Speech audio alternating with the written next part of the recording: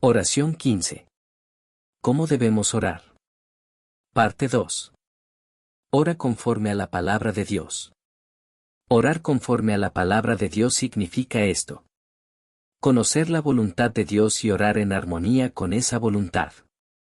Dios aborrece hasta la oración del que se niega a obedecer la ley.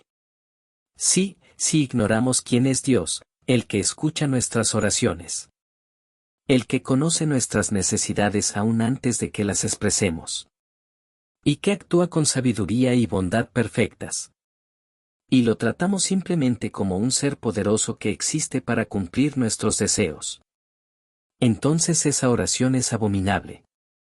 Si creemos que podemos activar el poder de Dios usando ciertos métodos solo para obtener lo que queremos, eso no es oración, eso es manipulación. Por eso Jesús dijo: si permanecen en mí y mis palabras permanecen en ustedes, pidan lo que quieran y se les concederá. Antes de decirnos que pidamos, primero dijo: si permanecen en mí y mis palabras permanecen en ustedes. Orar conforme a la palabra de Dios significa orar conforme al pacto de Dios. Descubrimos en las Escrituras que Dios es fiel para cumplir lo que ha dicho. Y con base en esa fidelidad y celo inmutables, nos aferramos en oración a sus promesas de pacto. Eso es lo que hicieron Nehemías y Daniel. Oraron aferrándose a la palabra de Dios. Nehemías oró: Señor, Dios del cielo, Dios grande y temible, que cumples tu pacto de amor con los que te aman y obedecen tus mandamientos. Te suplico que prestes atención y fijes tus ojos en la oración que tu siervo te dirige día y noche. Por tus siervos, el pueblo de Israel. Confieso los pecados que los israelitas, incluidos mi familia y yo mismo, hemos cometido contra ti. Hemos actuado muy mal contigo. No hemos obedecido los mandamientos, decretos ni leyes que diste a tu siervo Moisés. Recuerda lo que ordenaste a tu siervo Moisés. Si ustedes son infieles, los dispersaré entre las naciones. Pero si se vuelven a mí y obedecen mis mandamientos, aunque sus desterrados estén en el lugar más lejano del horizonte, de allí los recogeré. Y los traeré al lugar que he escogido para habitar mi nombre. Ellos son tus siervos y tu pueblo, a quienes redimiste con tu gran poder y mano poderosa. Daniel oró. Oré al Señor mi Dios y confesé: Señor, Dios grande y temible, que cumples tu pacto de amor con los que te aman y obedecen tus mandamientos. Hemos pecado y cometido injusticias. Hemos sido malvados y rebeldes. Nos hemos apartado de tus mandamientos y leyes. No hemos prestado atención a tus siervos los profetas, que hablaron en tu nombre a nuestros reyes, príncipes y antepasados, y a todo el pueblo de la tierra. Y también dijo: Ahora, Señor y Dios nuestro, escucha la oración y las súplicas de este siervo tuyo. Por tu causa, Señor, mira con bondad tu santuario desolado. Inclina tu oído, Dios mío, y escucha, abre tus ojos y mira la ruina de esta ciudad que lleva tu nombre. No te hacemos estas peticiones porque seamos justos, sino por tu gran misericordia. Señor, escucha. Señor, perdona. Señor, atiende y actúa. Por tu causa, Dios mío, no tardes. Porque tu ciudad y tu pueblo llevan tu nombre. Debemos recordar. La oración no se trata solo de contarle a Dios nuestros deseos. La oración se trata de conocer a Dios. Cuanto más lo conocemos, más conocemos su palabra. Y más empiezan a cambiar nuestras oraciones. Y a medida que cambian nuestras oraciones, también empieza a cambiar nuestra vida. Ora para aceptar la respuesta a la oración. Los hijos de Dios pueden orar. Aunque el contenido de su oración sea sencillo o infantil, pueden orar. Aunque la oración no sea sobre buscar a Dios o su reino, sino sobre necesidades personales o preocupaciones diarias, igual pueden orar. Aunque la manera de orar se parezca a una queja espiritual, como si uno pisoteara delante de Dios, aún así, pueden orar. Porque somos el pueblo de Dios. Porque somos hijos de un Padre bueno y lleno de gracia. Sin embargo, incluso cuando ofrecemos este tipo de oración, hay algo que nunca debemos olvidar. Debemos entregar completamente el resultado y todo el proceso de esa respuesta a la soberanía de Dios.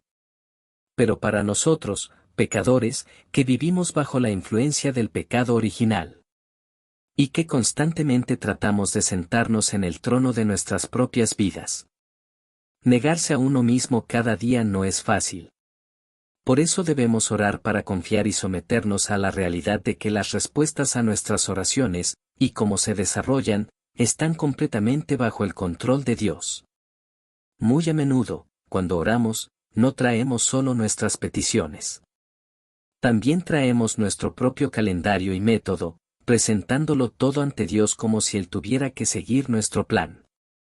Y cuando las cosas no suceden como esperamos, podemos intensificar nuestras oraciones, ayunar, pasar la noche en vela, o incluso subir a una montaña con un cojín en la mano para intentar mover a Dios a actuar.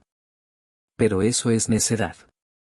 En ninguna parte de la Biblia se dice que Dios solo escucha cuando hacemos tales cosas. Orar es fe. Orar es relación. Y la oración debe incluir aceptación. Las oraciones de los hijos de Dios deben ofrecerse con fe y con gratitud. Orar con fe y con agradecimiento significa reconocer que la autoridad sobre nuestra oración le pertenece a Dios.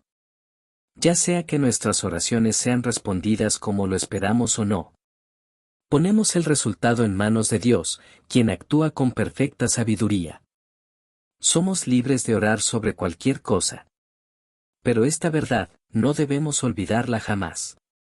Por eso, la noche antes de la cruz, Jesús oró en el huerto de Getsemaní. Padre mío, si es posible, no me hagas beber este trago amargo. Pero no sea lo que yo quiero, sino lo que tú quieras. Jesús había venido precisamente para ese trago amargo, para la cruz. Él ya lo sabía. Y aún así, oró. A través de esta oración, vemos cómo Jesús presentó su petición. Y al mismo tiempo, se rindió a la voluntad del Padre. Esa es la postura de la verdadera oración. Nuestras oraciones deben ser iguales. Jamás debemos orar de una manera que exija nuestro propio tiempo, nuestro propio método, y que insista en que Dios lo cumpla según nuestra forma. Por eso, a lo largo de este camino de la oración, comenzamos estableciendo la relación entre el que ora y aquel que recibe la oración. No somos el Señor. Somos los siervos que deben obedecer. No somos el Padre. Somos los hijos que deben someterse. No somos el Rey. Somos el pueblo que debe seguir.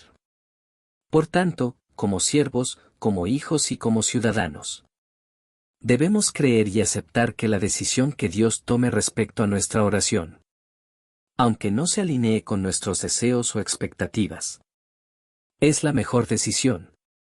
Esa es la clase de fe que toda persona de oración debe tener. También podemos ver esta postura de oración en la vida del apóstol Pablo.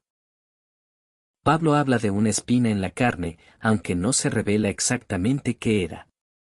Él dice, 3 veces le rogué al Señor que me la quitara. Ese 3 veces no significa simplemente una cuenta literal. Expresa cuán intensa y repetidamente rogó a Dios. Pero Dios no le concedió lo que pidió. En lugar de eso, Dios le dijo: te basta con mi gracia, pues mi poder se perfecciona en la debilidad. Y Pablo respondió con esta confesión: por eso, con mucho gusto habré de jactarme más bien en mis debilidades, para que permanezca sobre mí el poder de Cristo. Por eso me regocijo en debilidades, insultos, privaciones, persecuciones y dificultades que sufro por Cristo. Porque cuando soy débil, entonces soy fuerte. Pablo aceptó la respuesta de Dios. No protestó. No enumeró todo lo que había hecho ni sufrido por la causa de Dios. Ni usó eso como argumento a su favor. Simplemente recibió la decisión de Dios. Y no solo la aceptó, se alegró en ella. Se jactó de ella. Porque Pablo era siervo de Dios, hijo de Dios, parte del pueblo de Dios. Recibió la decisión de aquel que es Rey, Señor y Padre. Con el corazón de un ciudadano, un siervo, un hijo. En las Escrituras, vemos muchos ejemplos de personas cuyas oraciones no fueron respondidas como esperaban. Pero que aún así aceptaron el resultado como proveniente de la mano de Dios. Moisés oró para entrar en la tierra de Canaán, pero su petición fue negada. José deseaba salir de la cárcel, pero no ocurrió como lo había pedido. David quiso construir el templo, pero esa petición fue rechazada. David oró por la vida del hijo que tuvo con Betsabé, pero el niño murió. Job rogó comprender la causa de su sufrimiento, pero no recibió una respuesta clara. Habacuc clamó en frustración. Pero Dios no respondió como el profeta esperaba. Aún así, al final, aceptaron lo que Dios hizo como algo bueno. Como hijos de Dios, no debemos esperar que todos nuestros deseos en oración sean concedidos. Y aun si algo sucede tal como lo pedimos, no debemos asumir que eso significa que Dios estaba complacido con ello. Uno de los errores más peligrosos es este. Ver una buena respuesta que alguien más recibió. Y luego orar para que Dios haga lo mismo con nosotros. Eso es forzar las cosas. Debemos creer y aceptar que Dios está guiando a cada uno de nosotros por el camino que es mejor. Los israelitas insistieron en explorar la tierra de Canaán. Demandaron tener un rey humano. Pero ninguna de esas cosas agradó a Dios. Eventualmente, Dios permitió que hicieran lo que gritaban. Enviaron espías a la tierra, y recibieron a Saúl como rey. Pero los resultados fueron trágicos.